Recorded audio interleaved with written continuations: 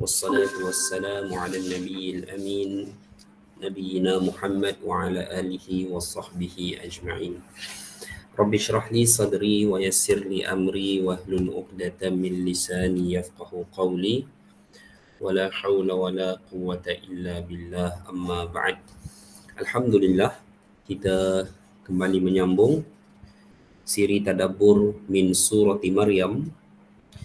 Pada hari ini kita akan sambung pada ayat yang ke-49 dan 50 daripada surah ini yang membawa kisah berkenaan penganugerahan Allah ke atas Ishaq dan Yaqub kepada Ibrahim alaihi salam. Baik, saya bacakan dahulu ayatnya, mudah-mudahan kita mendapat rahmat, manfaat dan keberkatannya insya-Allah.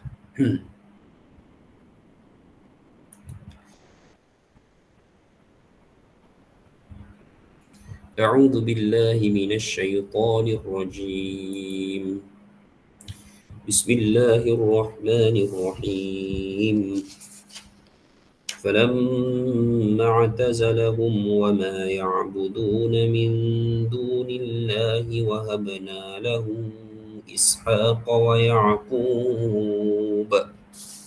وكلا جعلنا نبيا ووهبنا لهم من رحمتنا وجعلنا لهم لسان صدق عليا.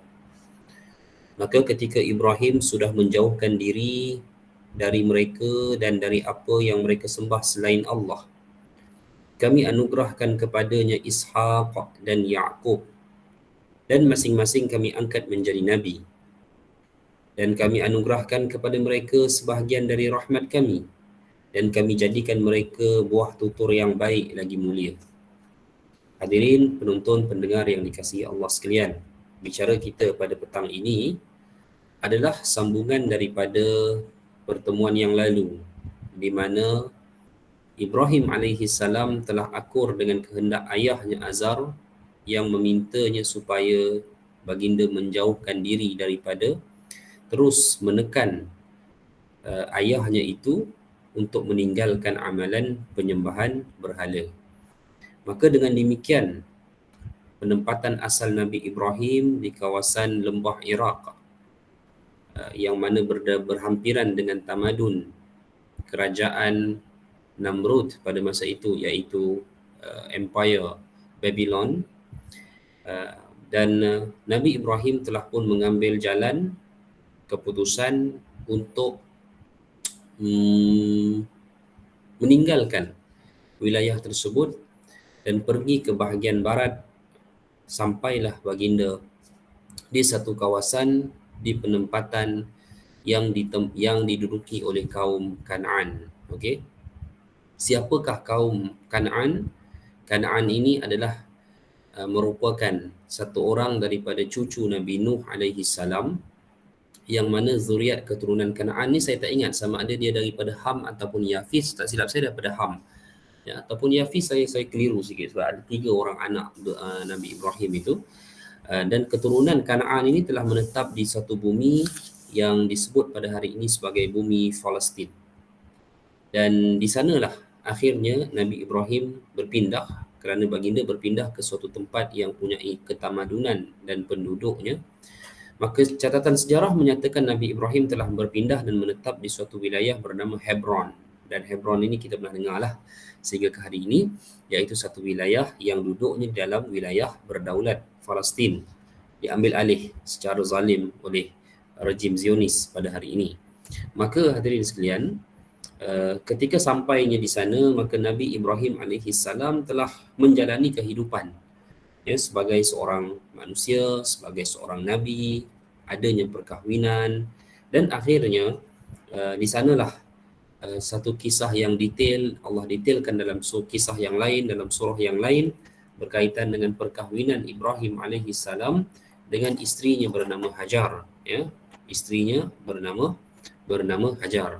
Ini sebelum ia menikahi isterinya, isterinya bernama Sarah, kemudian ianya menikahi yang kedua bernama Hajar.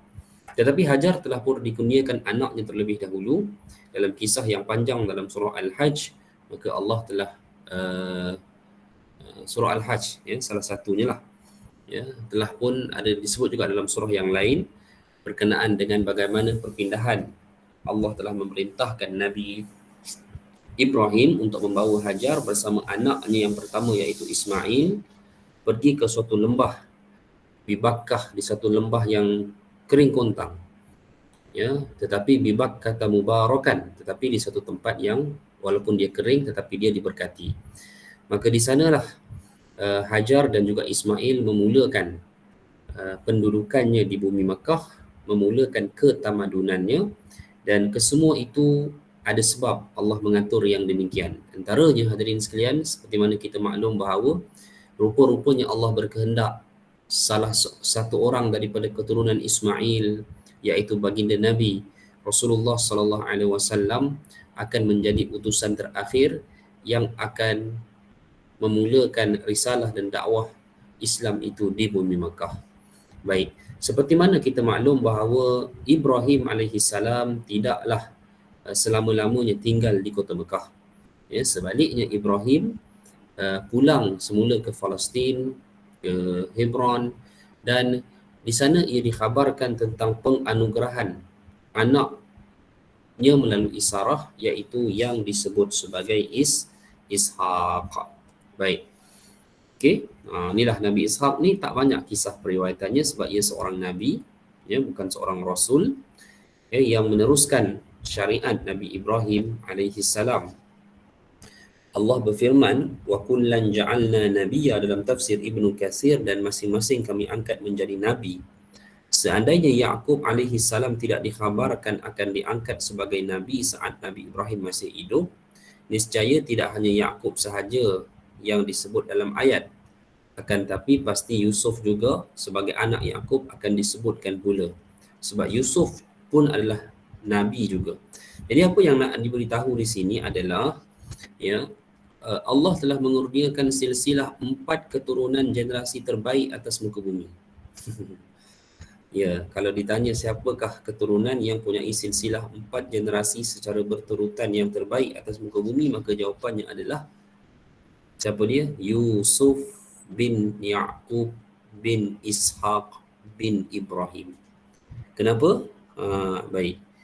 Di dalam satu hadis Nabi yang diriwayatkan oleh Al-Imam Al-Bukhari dan Muslim, ya, ketika Rasulullah ditanya tentang manusia yang paling baik, maka baginda pun menjawab, Yusuf Nabiullah, bin Yaqub Nabiullah, bin Ishaq Nabiullah, bin Ibrahim Khalilullah, ya, iaitu Yusuf bin Yaqub bin Ishaq bin Ibrahim yang merupakan kekasih Allah.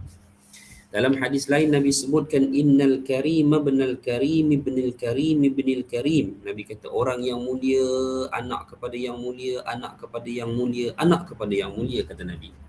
Jadi siapakah itu? Itulah jalur keturunan Yusuf bin Yaqub bin Ishaq bin Ibrahim. Ya, baik. Okey, hadirin sekalian.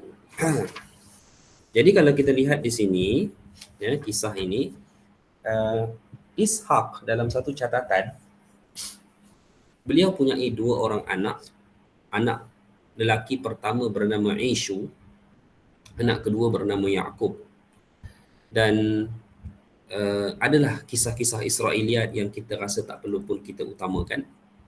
Penceritaannya ada pendapat kata sepatutnya yang menjadi nabi adalah Ishu, ya, tetapi akhirnya menjadi nabi adalah anak keduanya Yaqub. Wallahu alam, kisah-kisah dalam periwayatan Bani Israel ni ada yang betul, ada yang sebaliknya.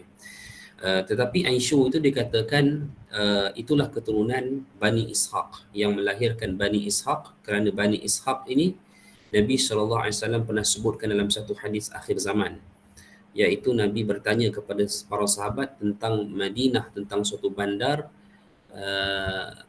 Nabi sebutkan tentang janibu minha fil barri wa janibu minha fil bahar. Ya, Nabi SAW menyebutkan kepada para sahabat berkenaan dengan, Nabi tanya kepada para sahabat, hal sami'tum bi madinatin janibu minha fil barri wa janibu minha fil bahar.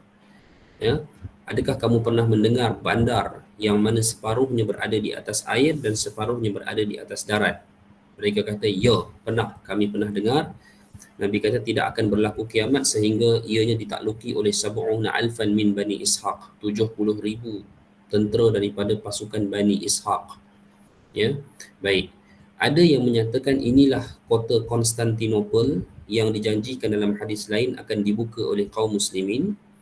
Kerana pengakhiran daripada hadis tersebut, dia membawa kepada keluarnya ataupun khuruju Dajjal, keluarnya Dajjal. Dan pembukaan wilayah Konstantinopel itu yang menjadi polemik hari ini, kan orang dok kata Rusia ni adakah dia bangsa Rom yang Nabi sebutkan, adakah wilayah Eropah Timur itu Konstantinopel. Panjang bicara dia, ya, amat panjang bicara dia. Dan hadirin sekalian, apa yang kita boleh fahami dan apa yang kita boleh bahaskan adalah jelas dan teranglah yang disebut Nabi oleh Bani Ishaq itu adalah anak kepada keturunan daripada Ishaq bin Ibrahim alaihi salam. Itulah dia. Okey. Dan dikatakan juga daripada anak pertama Nabi Ishaq itu juga lahir keturunan Rum. Kerana dia ada anak nama Rum. Jadi menjadi Abu Rum, bapa kepada bangsa Rum yang kita kenali pada hari ini sebagai bangsa Eropah. Ya. Baik. Dan ada pun anak kepada Ishaq yang kedua iaitu Yaqub, tidak lain tidak bukan melahirkan bangsa yang dikenali sebagai Bani Israel, yang mana pada hari ini bangsa tersebut adalah satu bangsa yang mix, satu bangsa yang telah bercampur baur dengan pelbagai bangsa yang lain, sebahagiannya mengekalkan ajaran Yahudi, ya, di atas nama Ortodoks. Baik. Okey, baik. Kita sambung ayat 51 hingga 53.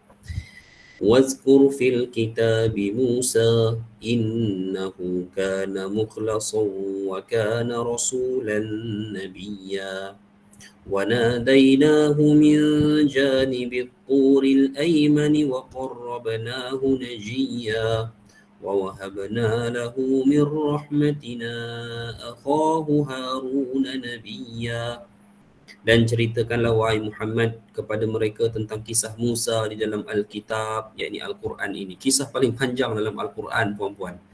Ada catatan menyatakan 125 kali namanya diulang, nama Musa diulang dalam catatan Al-Quran ini. Sesungguhnya ia adalah seorang yang dipilih dan seorang rasul dan nabi. Dan kami telah memanggilnya dari sebuah gunung Tur, gunung kanan, ya, min janibit turil aiman. Ini disebut dalam Quran. Kami telah memanggilnya dari sebelah kanan gunung Tur. Dan saya pun tak tahu sebenarnya spesifik gunung Tur ni mana, mungkin gunung Bukit Tur Sina yang ada di Mesir itu. Wallahu alam. Dan kami telah mendekatkannya kepada kami di waktu dia bermunajat kepada kami. Ada kisah munajat Nabi Musa tu kan. Kalau puan-puan ingatlah mudah kisah Nabi Isa ni macam inilah, kisah Nabi Musa ni paling ringkas kita cerita untuk puan-puan faham, ya. Kisah paling ringkas Nabi Musa ni lahir, lepas tu entah macam mana dihanyutkan sungai, dibesarkan di istana Fir'aun apa semua tu. Kisahnya bila membesar sebagai pemuda remaja biasa apa semua. Cumanya berlaku perbalahan antara seorang pengikut Fir'aun dengan kaum Bani Israel. Nabi Musa telah tumbuk. Pengikut Fir'aun itu mati, yang menyebabkan Nabi Musa lari. Ya, apabila Nabi Musa lari, itulah dia berlari ke Madian apa semua tu, bertemu, ada perkahwinan apa semua tu, dan akhir bila nak pulang tu dah sampai tempoh munajat, dan di situlah Nabi Isa alaihi salam diangkat sebagai seorang nabi, ya, dan juga rasul, diberikan kepadanya Taurat menjadi asas kepada pegangan kaum Bani Israel, dan di situlah bermulanya dakwah Nabi Musa alaihi salam di bumi Mesir, terutama berhadapan dengan kerajaan Fir'aun. Diangkat Harun sebagai pembantunya, dan berakhirlah kisah itu, pemburuan Fir'aun kepada Musa dan Bani Israel berlaku sehingga Fir'aun dilemaskan di Laut Merah. Kemudian Musa alaihi salam bersama dengan kaum Bani Israel itu, ya, pergi ke Sinai, kemudian diarahkan oleh Allah untuk masuk, baliklah semula kamu ke Baitul Maqdis. Kaumnya enggan, dan di sanalah berlakunya kembali penyembahan anak-anak sapi, yang dilakukan oleh anak-anak lembu, yang dilakukan oleh kaum Bani Israel selama peninggalan Musa alaihi salam bermunajat kepada Allah Azza wa Jalla. Jadi ada satu amalan munajat yang dilakukan oleh Nabi Allah Musa alaihi salam. Setiap kali munajat itu dikatakan Nabi Musa mengambil peraturan-peraturan, maklumat-maklumat tambahan selain daripada Taurat yang dituliskan dalam satu lauhah, dalam satu papan. Nah ya, memang ada riwayat itu. Ya, sahih. Ya, ada cerita yang berkait dengan Al-Quran juga. Jadi di situlah cerita ringkas Nabi Musa alaihi salam, dan akibat daripada keengganan kaum Bani Israel pulang semula ke Baitul Maqdis, mereka telah disesatkan selama 40 tahun berlegar di satu kawasan Sinai, dan dalam tempoh itulah wafatnya Nabi Musa alaihi salam. Ya. Baik. Ada soalan? Assalamualaikum. Waalaikumsalam. Betul ke Nabi Ibrahim berkahwin dengan Siti Qaturah dari bangsa Campa? Saya tak pasti daripada mana sumber penceritaan ini. Masyhur sangat, sekarang ni sangat popular diceritakan oleh sebahagian ustaz, tapi saya tak pasti daripada mana periwayatan ini. Benar dan tidak, ini tidak memberi efek kepada akidah kita lah. Itu pertama ya. Kalaupun benar, kalaupun tidak, itu tidak memberi efek kepada kedudukan akidah kita. Saya selagi mana tidak ada satu petunjuk yang jelas, saya tidak berpeganglah kepada kisah ini. Boleh jadi benar, boleh jadi tidak. Beliau ada 6 orang anak. Dari Qaturah inilah lahirnya bangsa Melayu. Saya pernah dengar ada ustaz yang cerita tentang kisah ini, mohon pencerahan. Saya tidak ada maklumat berkenaan demikian, dan saya tak pernah temui riwayat yang jelas menceritakan tentang hal yang demikian. Ada sejarah tentang asal bangsa Melayu, ya, seperti mana ia dikatakan bahawa kita ni mungkin daripada satu keturunan anak Yafiz bin Nuh, ada nama Javan.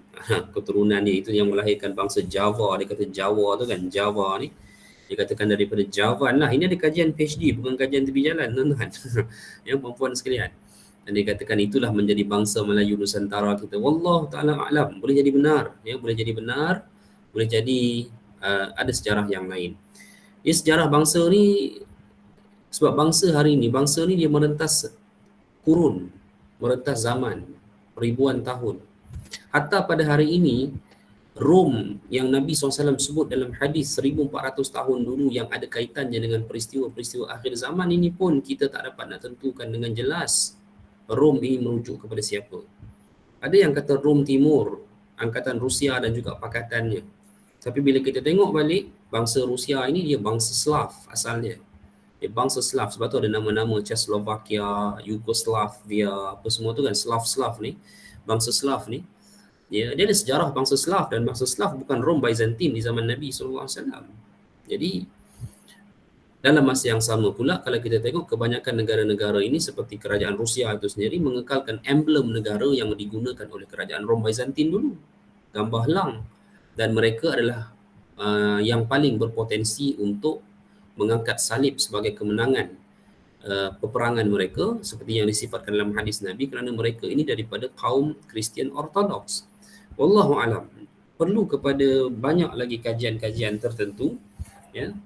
Boleh dikaji, tak ada masalah, kerana ada nas, maknanya setiap perkara yang ada nas dan dalil ini boleh dikaji, namun tidak mampu untuk dimutlakkan oleh sesiapa.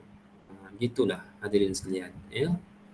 Saya adalah pandangan-pandangan peribadi dalam masalah ini, ya, dan satu demi satu peristiwa yang berlaku itu setakat ni alhamdulillah menepati pandangan peribadi saya. Dan namun saya pun tak berminat untuk publikkan isu ini sebab bagi saya terlalu awal. Kita pun tak tahu kesudahan dia bagaimana, sebab antara perang yang terjadi sekarang ini sebagai contohnya, saya pun lebih melihat kepada isu umat Islam, terutamanya Syria yang ada hubung kait dengan penaklukan ataupun sisi bantu daripada kerajaan Rusia ke atas rejim Assad. Jadi Wallahu alam, itu kita boleh bincanglah dalam perbincangan yang lain. Jadi berbalik kepada soalan tadi,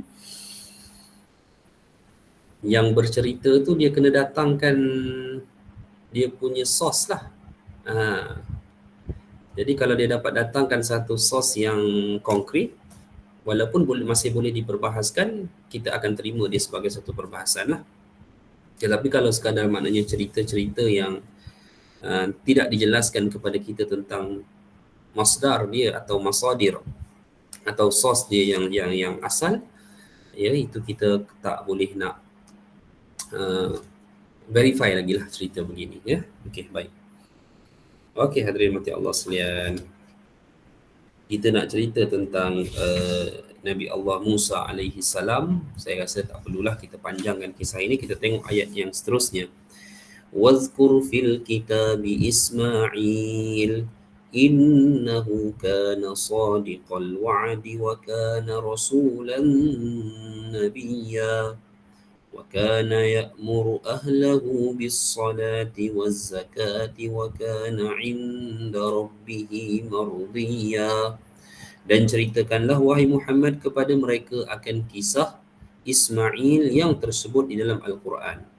Sesungguhnya ia adalah seorang yang benar janjinya dan dia adalah seorang rasul dan nabi, dan dia menyuruh ahlinya, ya, ahlinya ini adalah ahli keluarganya, untuk solat dan menunaikan zakat, dan dia adalah seorang yang diredai di sisi Rabb Tuhannya. Baik. Tentang Ismail, Al-Imam Ibn Kathir menukilkan di sini, ini adalah pujian dari Allah terhadap Ismail bin Ibrahim. Dan dia adalah bapa bangsa Arab Hijaz seluruhnya. Tak berapa tepat. Okey. Baik. Hijaz ni, kalau kita tengok Hijaz ni Yaman, sebelum Nabi Ismail sampai dah ada Yaman dekat bawah tu. Dah ada ketamadunan di Yaman. Okey. Dan cumanya kalau kita nisbahkan kepada Mekah, ya betul, itu tak dinafikan lah, Mekah. Tetapi Yaman memang sudah ada ketamadunan lebih awal. Bahkan Nabi Ismail alaihi salam tu pun perkahwinan keduanya berkahwin dengan seorang perempuan daripada Bani Jurhum. Bani Jurhum ni Bani Arab Badui lah, Bani Arab pedalaman lah, Bani Arab that is pure Arab. Ya, yang pure, betul-betul pure Arab. Sebab itulah keturunan Nabi Ismail itu dipanggil sebagai keturunan musta'arab dalam bahasa Arab, termasuk Nabi Abu Bakar, semualah Arab Quraisy, apa semua tu, Arab Mudhar, pecahan-pecahan daripada keturunan Ismail, Bani Tamim, apa semua tu, itu dipanggil sebagai musta'arab, iaitu kaum-kaum yang menjadi Arab daripada darah Nabi Ismail alaihi salam. Sebab Nabi Ismail bukan Arab, ya, Nabi Ismail ni bangsa Nabi Ibrahim lah. Perkahwinannya dengan bangsa Arab. Arab ni daripada perkataan Arab ni, Araba ni maknanya tanah kosong. Bangsa yang hidup di satu kawasan tanah yang kering kontang. Itulah dia. Baik. Okey. Tetapi tak dinafikan di Mekah, di semenanjung tanah Arab, kebanyakannya memang lahir daripada keturunan Ismail. Ya. Ibnu Juraij berkata, dia tidak pernah membuat suatu janji dengan Tuhannya melainkan ia memenuhinya. Maksudnya tidaklah dia berjanji untuk melaksanakan sesuatu ibadah sama ada melalui nazar atau selainnya, melainkan dia melaksanakan dan menunaikannya dengan sebaik-baiknya. Okey? Baik. Di antara mereka ada yang menyatakan kenapa dikatakan kana sadiqal wa'di, ia seorang yang benar janjinya, itu tidak lain kerana dia berkata kepada bapanya satajiduni insyaallahu minas sabirin. InsyaAllah engkau akan mendapatiku termasuk daripada kalangan orang yang sabar. Ini Ismail pernah sebut kepada ayahnya Nabi Ibrahim, satajiduni insyaallahu minas sabirin. InsyaAllah engkau akan mendapatiku termasuk dalam kalangan orang yang sabar. Ya, baik. Jujur, tepat, memenuhi janji termasuk sifat yang terpuji, dan demikianlah ianya terbukti ketika mana Nabi Ibrahim diarahkan untuk menyembelih Ismail, dan Ismail dengan yakin, confident meminta supaya ayahnya jangan berbelah bahagi, lakukanlah apa yang disuruhkan, if'al ma tu'mar, lakukan apa yang kamu telah diperintahkan dengannya. Ya, maka itu adalah salah satu daripada menunjukkan kesabaran yang kuat yang dimiliki oleh Nabi Ismail alaihi salam. Ya, baik. Okey.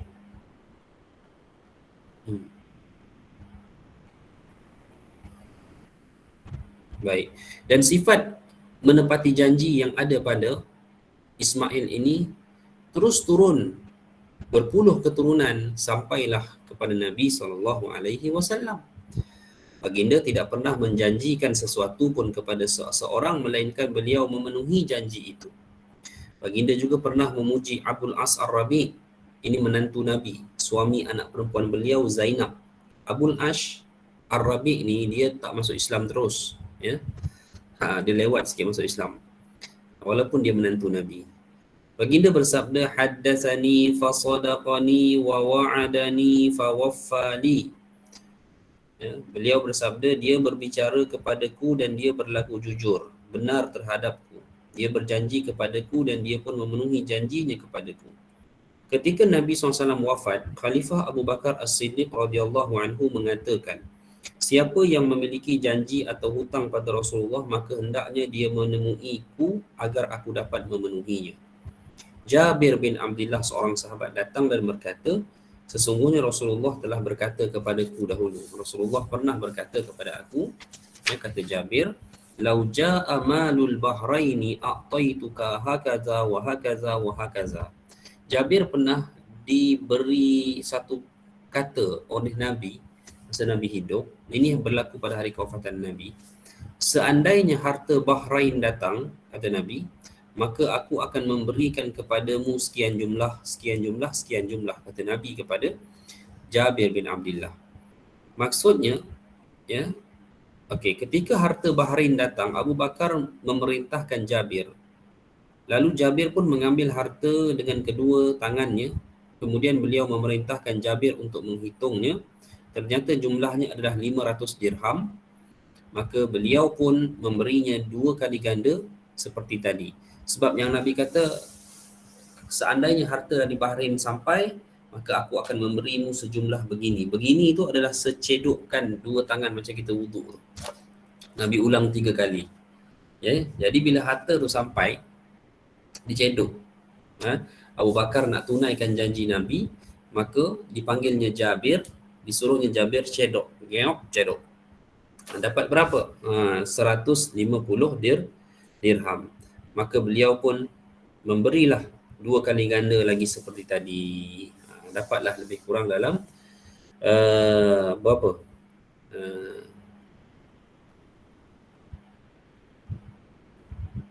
1,500 dirham. Begitulah lebih kurang, ya. Baik. Ini satu kisahlah yang pernah berlaku di zaman di masa tempoh kewafatan Nabi, ya, hari kewafatan Nabi SAW. Baik, di dalam hadis Abu Hurairah disebutkan bahawa ia berkata, Rasulullah bersabda, rahimallahu rajulan qama minal lail. Semoga Allah merahmati seorang suami yang bangun malam. Fasalla wa aiqadha imra'atahu. Suami yang bangun malam lantas mengerjakan solat dan membangunkan isterinya. Cabaran cabaran ni. Fa in abat nadah fi wajhiha al-ma. Kalau isterinya tak mahu bangun, maka dipercikkan air pada wajahnya. Rahimallahu imra'atan qamat minal laili fasallat. Allah merahmati seorang isteri yang bangun pada malam hari lalu bersolat. Wa aiqazat zawjaha, dia mengejutkan suaminya. Fa in aba nadahat fi wajhihi al-ma. Sekiranya suami dia tak mau bangun, maka isteri dia pula yang pergi percikkan air ke wajah suami dia. Macam mana perempuan? Ada berani. Hadis Nabi riwayat Abu Daud, Ibnu Majah, hadis sahih, ya. Baik. Nabi berbicara tentang satu situasi, satu keluarga yang memang suami isteri hidup sepakat cari redha Allah. Sampai ke tahap suami isteri boleh tadabbur Quran sama-sama. Sampai ke tahap suami isteri boleh bangun malam sama-sama. Awak bangun, awak kejut saya tak bangun, awak ranjis jelas sampai saya bangun. Contoh begitu. Begitulah sebaliknya. Jadi kalau kita dah sampai ke tahap itu, kita sampailah ke tahap di mana Nabi sedang berbicara hadis ni. Sebab hadis ni bukan boleh dipraktikan oleh semua orang. Kan? Tak silap kena gaya, lain pula jadinya. Mesti perempuan pun nak fikir juga kan benda-benda begitu. Boleh ke Ustaz? Kan tak kena gaya kan, saya pecik-pecik mengamuk laki saya tengah malam ke? Macam mana? Dah difikir begitu pula. Boleh jadi kemungkinan tu ada, bukan tak ada. Tetapinya kita kena fahamlah makna situasi Nabi bercakap ini dalam situasi kedudukan pasangan yang bagaimana. Ya. Baik. Sambung kita 56 hingga 57. Wazkur fil kitabi Idris innahu kana siddiqan nabiyya wa rafa'nahu makanan 'aliyya. Dan ceritakanlah wahai Muhammad kepada mereka kisah Idris yang tersebut di dalam Al-Quran. Sesungguhnya ia adalah seorang yang sangat membenarkan dan seorang Nabi, dan kami telah mengangkatnya ke martabat yang tinggi. Baik tuan-tuan sekalian, puan-puan sekalian, Idris ni Nabi yang disebut dalam Quran, namun tak disebutkan ceritanya dengan jelas. Okey, ada yang menyatakan beliau adalah cucu ataupun cicit kepada Nabi Adam alaihi salam. Dari segi silsilah keturunan tu dikatakan level ketiga atau keempat. Tetapi memang hidupnya sebelum daripada zaman Nabi Nuh alaihi salam. Waktu itu wallahu alam ada riwayat yang menyatakan hanya ada beberapa ibadah sahaja. Orang pun masih tak ramai pada masa itu, antaranya ibadah solat. Itu sudah adalah pada masa itu. Jadi tentang Nabi Idris ini, Nabi SAW dalam hadis yang sahih memang bertemu dengan Idris pada malam Mi'raj itu, pada langit yang keempat. Ya, pada langit yang keempat. Baik. Ada pendapat yang berlegar dalam kalangan masyarakat menyatakan bahawa Nabi Idris ini tidak mati. Tidak mati pula. Nabi Idris ini telah dimasukkan Allah ke dalam syurga. Jadi ini pun salah satu daripada pendapat yang perlu kepada dalil yang kukuh nak mensabitkan perkara itu. Ya, adapun yang lebih benar keadaan Nabi Idris di alam barzakh, ya, seperti mana nabi-nabi yang lain, belum ada sesiapa yang dimasukkan ke syurga oleh Allah sehingga ke hari ini. Adapun firman Allah wa rafa'nahu makanan 'aliyya, kami angkatnya ke satu martabat kedudukan yang tinggi, itu adalah dari segi kedudukan yang bukan hakiki, bukan maknanya angkat pergi ke satu masuk syurga tu, bukan. Kami meletakkannya pada satu kedudukan darajat yang tinggi. Dan sabit daripada kisah Nabi Idris ini, Allah ajarinya satu ilmu, iaitu ilmu penjahitan pakaian. Itu betul ya, memang. Dan di situlah berkembangnya ilmu tenunan ataupun ilmu jahitan pakaian yang menjadi pakaian anak-anak Adam pada hari ini. Mana ilmu itu diajar oleh Allah kepada Nabi Idris alaihi salam. Dia seorang yang soleh, mendapat wahyu didikan langsung daripada Allah menjadikannya dia seorang Nabi. Tetapi walau bagaimanapun di zaman Nabi Idris masih belum ada syariat-syariat khusus yang menjadikannya beliau seorang rasul. Okey. Baik. Ayat 58. Ulaika allazina an'ama Allahu 'alaihim minan nabiyyin min dzurriyyati Adam wa mimman hamalna ma'a Nuh وممن حملنا مع نوح ومن ذرية إبراهيم وإسرائيل وممن هدينا واجتبينا إذا تتلى عليهم آيات الرحمن خروا سجدا وبكيا. Sampai ayat sujud tilawah. Mereka itu adalah orang-orang yang telah diberi nikmat oleh Allah, para nabi yang diceritakan, iaitu para nabi dari keturunan Adam dan dari orang-orang yang kami angkat bersama Nuh, wa mimman hamalna ma'a Nuh wa min zurriyyati Ibrahim. Baik, di sinilah antaranya pendapat yang menyatakan bahawa tidak ada nasab manusia pada hari ini melainkan nasab datang daripada Nuh alaihi salam. Nuh itu sendiri dikatakan datang dari keturunan Idris. Okey. Sebab itulah saya sebutkan sebelum ini bahawa kenabian itu datangnya secara jalur keturunan. Ya, memang semua nabi datang dari jalur keturunan. Termasuklah kalau kita lihat Nabi SAW itu pun datang daripada jalur keturunan Ismail. Jadi mana-mana orang, ada pendapat kata begini, semua daripada zuriat manusia yang ada hari ini semuanya melalui Adam. Semuanya melalui Nuh. maka dia tak datang daripada mana-mana orang lain selain daripada Nuh.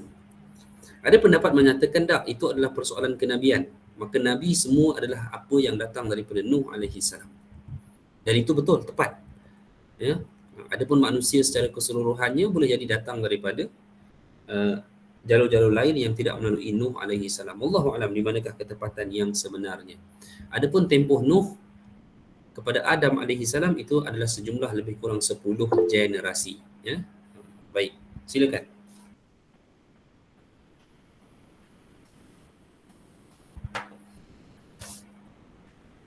Puan Nur Hariza, tu kat tangan tu. Let's raise a hand. Ke angkat saja ni. Tak tanya pun.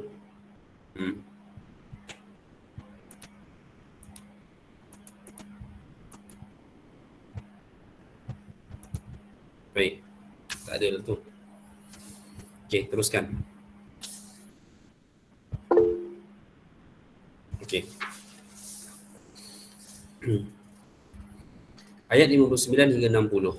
فَخَلَفَ مِنْ بَعْدِهِمْ خَلْفٌ أَضَاعُوا الصَّلَاةَ وَاتَّبَعُوا الشَّهَوَاتِ فَسَوْفَ يَلْقَوْنَ غَيًّا إِلَّا مَنْ تَابَ وَآمَنَ وَعَمِلَ صَالِحًا فَأُولَئِكَ يَدْخُلُونَ الْجَنَّةَ وَلَا يُظْلَمُونَ شَيْئًا. Maka datanglah sesudah mereka pengganti yang buruk, yang mensia-siakan solat dan memperturutkan hawa nafsunya. Maka mereka kelak akan menemui kesesatan, kecuali orang yang bertaubat, beriman dan beramal soleh, maka mereka itu akan masuk syurga dan tidak dianiaya ataupun mengalami kerugian sedikit pun. Daripada ayat ini, hadirin mati Allah sekalian, Allah menyatakan kepada kita bahawa tidak ada jaminan seseorang yang soleh akan terus menerus melahirkan zuriat yang soleh. Hanyalah satu panduan agar kesalihan kita ataupun kesalihan seseorang itu menjadi asbab keberkatan Allah menurunkan nilai kesalihan kepada keturunannya. Tetapi ternyata bahawa hatta kalau kita tengok Adam sendiri, anaknya membunuh. Ya, membunuh adiknya sendiri. Dengan demikian, kalau kita lihat selepas daripada itu juga, anak-anak Yaqub alaihi salam itu berapa ramai ya yang sanggup menganiaya adik mereka sendiri Yusuf, sedangkan mereka anaknya seorang nabi. Mereka ramai, satu usbah 10 orang, walaupun datang daripada ibu yang berbeza. Ya, tetapi mereka itu kesemuanya, hadirin sekalian, ya, adalah orang-orang yang adalah orang-orang yang pernah dirakamkan dalam Al-Quran melakukan satu keburukan, sedang mereka adalah anak seorang Nabi. Baik. Kecuali orang yang bertaubat, kata Allah, seperti mana kisah adik-beradik Yusuf juga, akhirnya kan Allah rakam mereka semua itu bertaubat kepada Allah. Bahkan Nabi Yaqub telah pun menyatakan, sa'astaghfiru lakum rabbi, ya, aku akan memohon ampun kepada Allah untuk kalian. Ada pendapat menyatakan maksud Nabi Yaqub itu aku akan memohon ampun, maksudnya Nabi Yaqub akan menunggu pada waktu malam, waktu yang paling ataupun waktu sahur, waktu yang paling dekat pengampunan seorang hamba kepada Rabb-nya. Nanti insya-Allah bulan puasa ni kan, waktu-waktu sahur itu kita jangan gunakan untuk doa-doa lain, fokus doa untuk pengampunan dosa. Itu yang terbaik, waktu yang terbaik. Waktu-waktu lain kalau kita nak mohon yang lain-lain tu, kita gunakan waktu lain. Ada pendapat lain yang menyatakan bahawa sa'astaghfiru lakum rabbi, aku akan memohon ampun, akan itu menunjukkan bahawa Nabi Yaqub nak tengok dulu adakah benar-benar anak-anaknya ini bertaubat. Sebab dia dah tengok dulu pernah terjadi, dia orang ni anak-anaknya cakap lain, buat lain. Janji nak jaga Nabi Yusuf, tapi akhirnya mereka buat lain. Begitu. Ya, baik. Illa man taba wa amana, sesiapa yang bertaubat, beriman atau memelihara keimanan, wa amila salihah. Taubat perlu diikuti dengan amal soleh. Siapa yang bertaubat dari satu keburukan, lalu dia dapat menanamkan kesungguhan amalan soleh dalam dirinya, maka itu adalah orang yang benar-benar diterima akan taubatnya.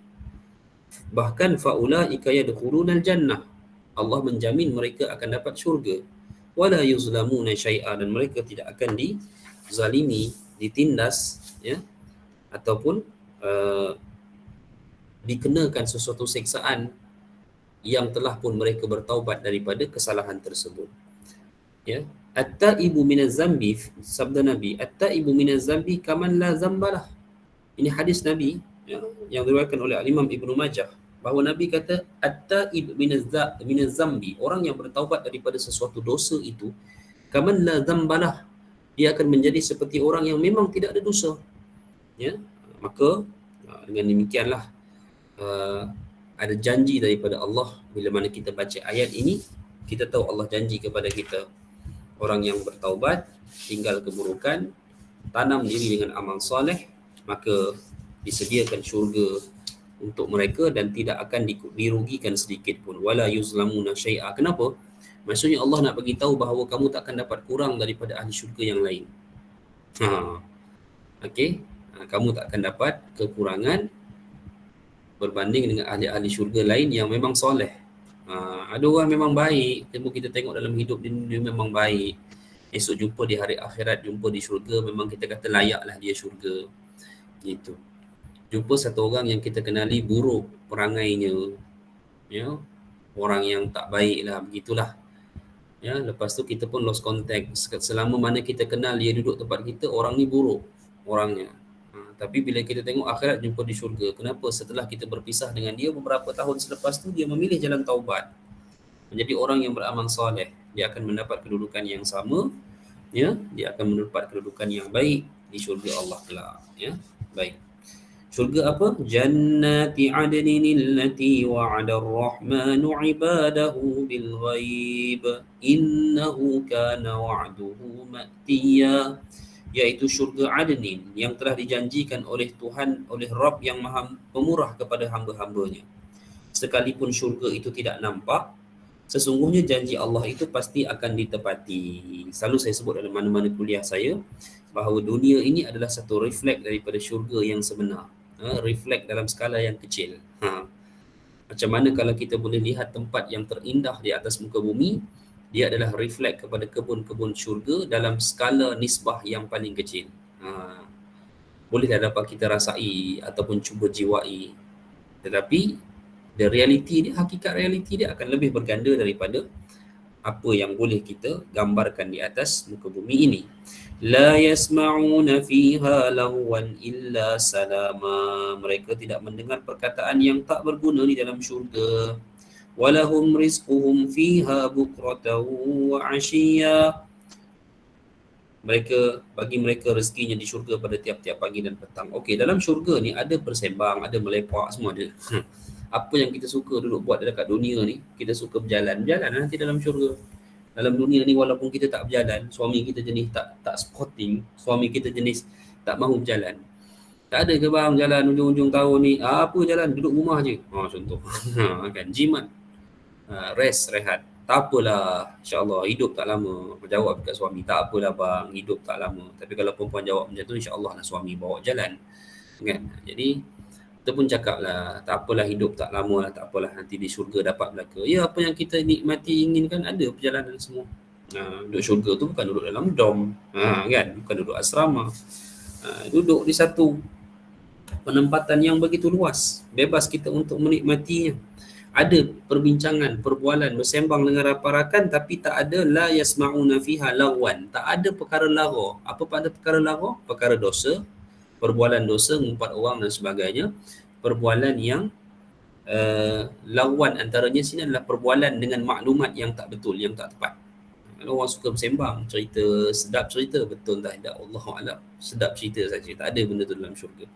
Semua cerita-cerita kebaikan illa salaman, yang Allah kata semuanya cerita-cerita yang jelas, selamat. Cerita-cerita yang baik, cerita-cerita yang benar, cerita-cerita yang tepat. Apa yang diceritakan wallahu'alam, sebab dalam syurga ni tak ada masalah kan. Jadi kita nak cerita apa tu nanti sampai syurga nanti kita tahu belaka lah. Walahum rizquhum fiha bukratan wa 'ashiyya, dan bagi mereka adanya rezeki, ya, pada waktu pagi dan juga pada waktu petang. Ini macam kita duduk kat resort lah.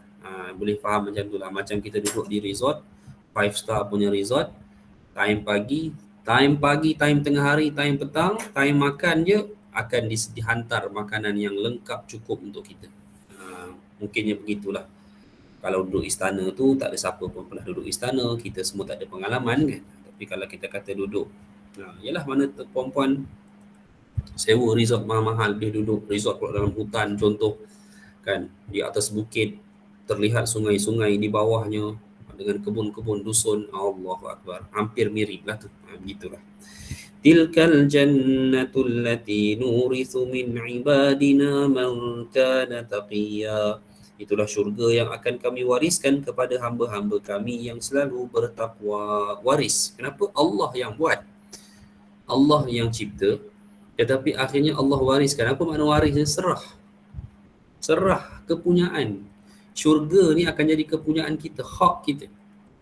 Kalau dalam dunia ni hak atas nama ada surat tuan tanah kan. Jadi begitu syurga akan diwariskan, akan diserahkan oleh Allah penciptanya kepada hamba-hambanya secara kekal. Siapa yang masuk syurga dia takkan keluar perempuan, itu saja. Lepas tu akhirat nanti penting kok mana pun ya, kita bila dah masuk tu takkan keluar lah. Rezeki kita akan sentiasa ada tanpa perlu kita berusaha untuk mendapatkannya. Ada satu riwayat dari Abu Hurairah, Imam Ahmad riwayatkan.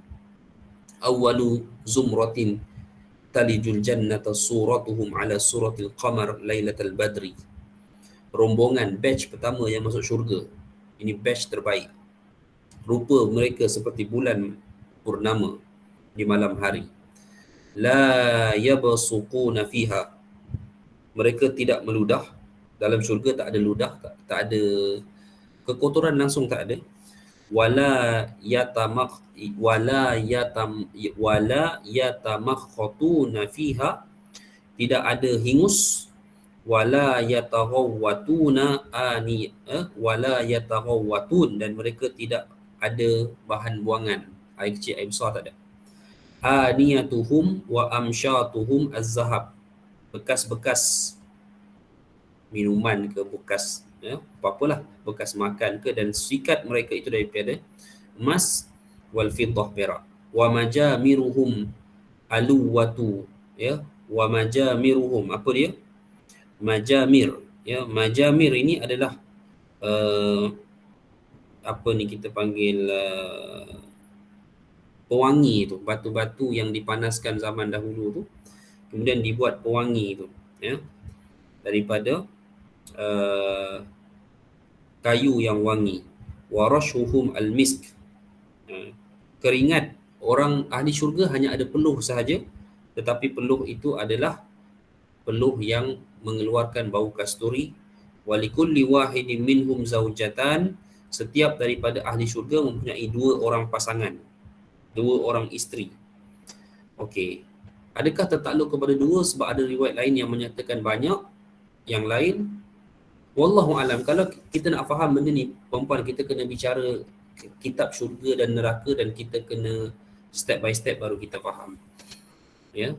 Dalam syurga tak ada penzinaan. Itu kita sebut, dalam syurga tak ada penzinaan, tetapi ada bidadari-bidadari yang disediakan untuk digauli oleh ahli syurga. Tapi bukan atas nama penzinaan. Adapun pasangan yang sah, Nabi sebut dalam hadis ni, zaujatan, dia ada 2 isteri. Yara mukha saqiha min wara'il laham minal husni, yang mana kecantikan mereka ini memiliki tulang betisnya yang terlihat daripada balik daging lantaran keindahannya. Macam mana gayanya tu? Putihnya tu, orang paling putih dalam dunia ni paling kurang boleh nampak urat lah kan. Tu lah. Tapi ni sampai nampak tulang. Baik. La ikhtilafa bainahum wala tabaghut, tidak ada perselisihan dan tidak ada kebencian antara penduduk syurga. Qulubuhum ala qalbin wahid, hati-hati kita ni penduduk syurga nanti semuanya di atas ketetapan yang satu, tak ada perselisihan. Lah ni kan asyik nak bergaduh je, lepas satu, lepas satu. Rusia perang dengan Ukraine pun orang Islam gaduh. Nak sokong Rusia ke nak sokong NATO? Apa pula? Yusabbihuna Allah bukratan wa ashiya. Dan kebanyakan amalan bagi penduduk syurga tak ada solat, tak ada puasa, tak ada zakat. Tetapi yang ada hanyalah mulut mereka bertasbih memuji Allah Azza wa Jalla. Jadi puan-puan sekalian, sama-samalah kita semua bila kita melihat satu keindahan, bertasbihlah kepada Allah Azza wa Jalla. Ya? Baik. Jadi insya-Allah hadirin sekalian, sampai di sini dahulu perbincangan kita buat masa ini, dan insya-Allah kita akan bertemu lagi pada pertemuan minggu hadapan meneruskan bicara akhir daripada surah Maryam ayat 64 hingga akhir insya-Allah. Wallahu a'lam. Baik. Ada soalan?